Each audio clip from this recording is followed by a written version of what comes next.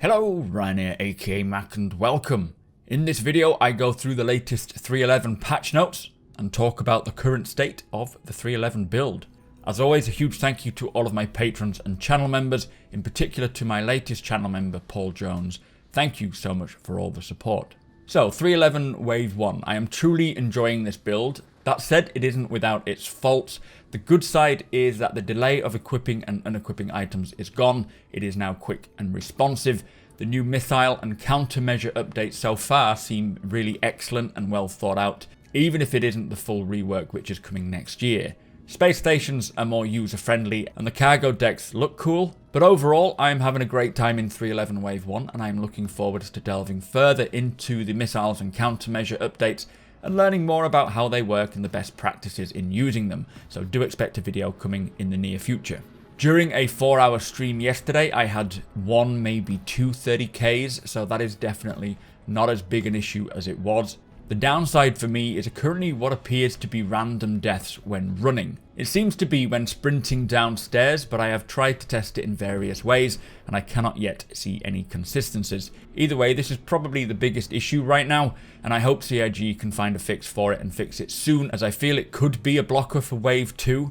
Everything other than that, I personally think is ready to roll on to the next wave of testers, so I don't think we'll all be waiting long, but aside from that bug, 3.11 is a great patch with a lot of quality of life improvements and fun to be had. The throwing does need a little bit more stability and consistency, as it is not quite accurate, and I have seen some unusual movements with the force reactions, which will likely just need a little bit of tweaking.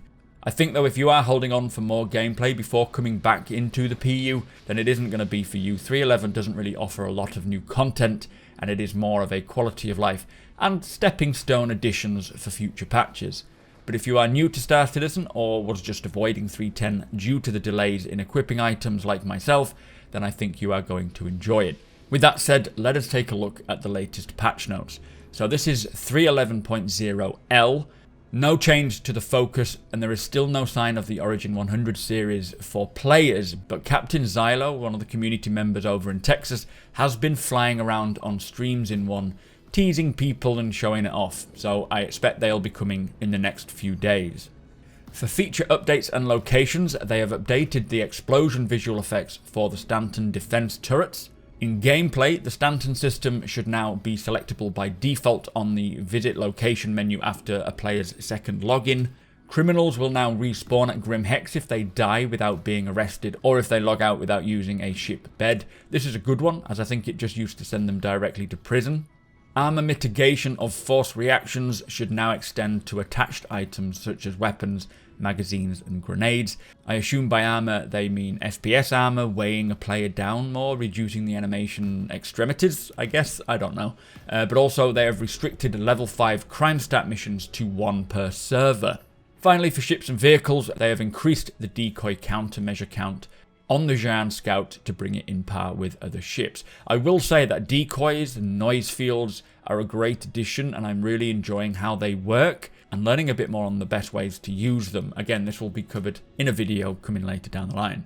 So there have been 15 bug fixes. The HUD elements for enemy ships should no longer be massively offset at ultra-wide resolutions, causing them to be invisible to the player.